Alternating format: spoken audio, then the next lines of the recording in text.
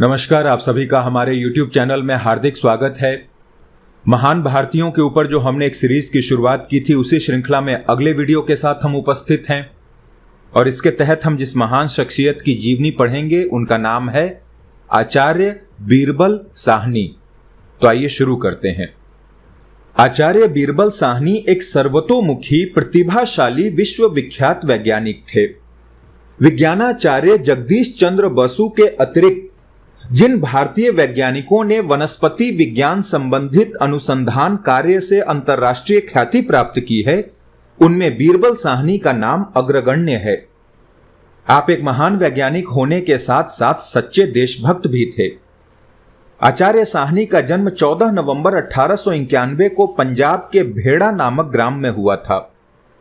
आपके पिता professor Ruchiram Sahni government college Lahore के रसायन शास्त्र के आचार्य और एक प्रसिद्ध वैज्ञानिक थे।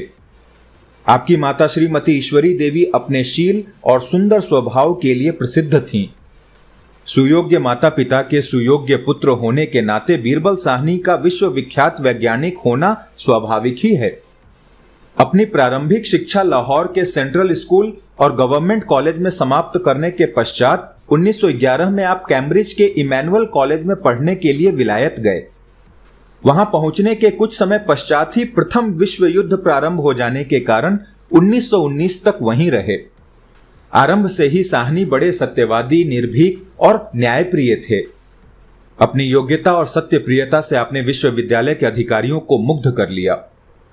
1914 में आपका वैज्ञानिक अनुसंधान संबंधित एक लेख वनस्पति विज्ञान के प्रसिद्ध पत्र न्यू फाइटोलॉजिस्ट में प्रकाशित हुआ, जिसकी बड़ी प्रशंसा की गई। कैम्ब्रिज में आपने कोर्स की पुस्तकों के अतिरिक्त और जानने योग्य बातों का अध्ययन किया। आपने बहुत सी स्लाइडें बनाई, बहुत से प्रस्तरावशेष जमा किए, जिनकी सहायता से बाद में आप अपने शिष्यों को पढ़ाया करते थे। कैम्ब्रिज में आपने बड़ा सादा जीवन व्यतीत किया। अपने माता पिता से बिना किसी धन की सहायता लिए अपनी 90 पाउंड वार्षिक छात्रवृत्ति से ही अपने सब खर्च पूरे कर लिए। कैम्ब्रिज में पढ़ने के साथ साथ आपने लंदन विश्वविद्यालय की MSc और बाद में DSc की उपाधियां भी प्राप्त की। आपके अनुसंधान कार्य की महत्ता को समझकर लंदन की रॉयल सोसाइटी और इमैनुअल कॉलेज ने आपको आर्थिक सहायता दी थी।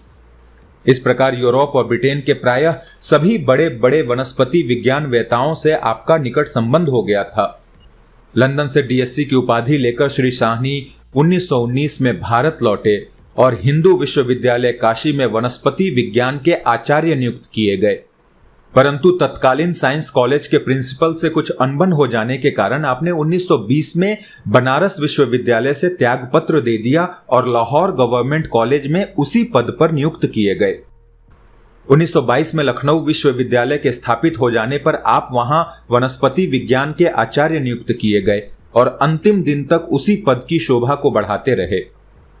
इसके अतिरिक्त आप कई वर्षों तक लखनऊ विश्वविद्यालय के विज्ञान विभाग के प्रधान भी रहे। 1943 में जब आपके प्रयत्नों से लखनऊ में भूगर्भ विभाग खुला तो आप उसके भी आचार्य नियुक्त किए गए। इन समस्त कार्यों के साथ साथ आपका अपना अनुसंधान कार्य भी प्रचलित रहे। आचार्य साहनी का वनस्पति विज्ञान संबंधी अनुसंधान कार्य कैम्ब्रिज में प्रारंभ हुआ। आरंभ में जीवित वनस्पतियों पर कुछ कार्य करने के पश्चात आपने भारतीय वनस्पति अवशेषों की दोबारा जांच आरंभ कर दी। आपसे पूर्व इनका वर्णन फाइस्ट, मॉन्टल आदि विदेशी वैज्ञानिकों ने किया था, किंतु उसमें आपने अनेक त्रुटियां पाई और इन्हीं अवशेषों के संग्रह में अनेक नवीन अवशेषों को भी खोज निकाला। इसी प्रकार आपने और भी कई भारतीय वनस्पति अवशेषों का अन्वेषण किया, जो भारत में ही नहीं प्रत्युत विज्ञान के लिए सर्वथा नवीन हैं। आपके इन अन्वेषणों का विस्तृत वर्णन रॉयल सोसाइटी के फिलोसॉफिकल ट्रांजैक्शंस और अन्य प्रख्यात वैज्ञानिक पत्रिकाओं में प्रकाशित हुआ है।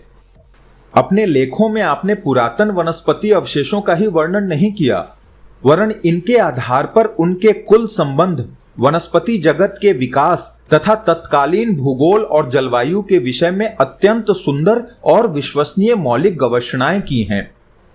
आपके अनुसंधान कार्य वैगनर के महाद्वीप विभाजन सिद्धांत, दक्षिण पठार की आयु, ग्लोसोप्टेरिस वनस्पतियों की उत्पत्ति और स्वभाव, तथा मनुष्य जाति की उत्पत्ति के पश्चात हिमालय के उत्थान आदि अनेक जटिल तथा वाद विवाद युक्त भूगर्भ और वनस्पति विज्ञान विषयक समस्याओं को हल करने में सहायता मिली है।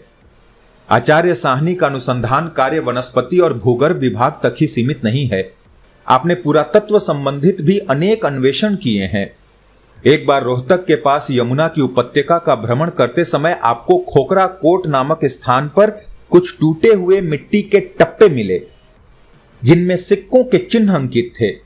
बाद में वहां खुदाई करवाने पर आपको उसी प्रकार के हजारों टप्पे और मिले, जिनसे ऐसा प्रतीत होता है कि वहां पर ईसा से 100 वर्ष पूर्व यौधेय राजाओं की टकसाल रही होगी। इन टप्पों की सहायता से आपने तत्कालीन सिक्के ढालने की विधि का विस्तार पूर्वक वर्णन लिख डाला। इस कार्य के लिए आपको भारतीय न्यूमिस्मेटिक सोसाइटी ने एक पदक प्रदान किया। अनुसंधान कार्य के अतिरिक्त और भी कई प्रकार से आपने विज्ञान की सेवा की है।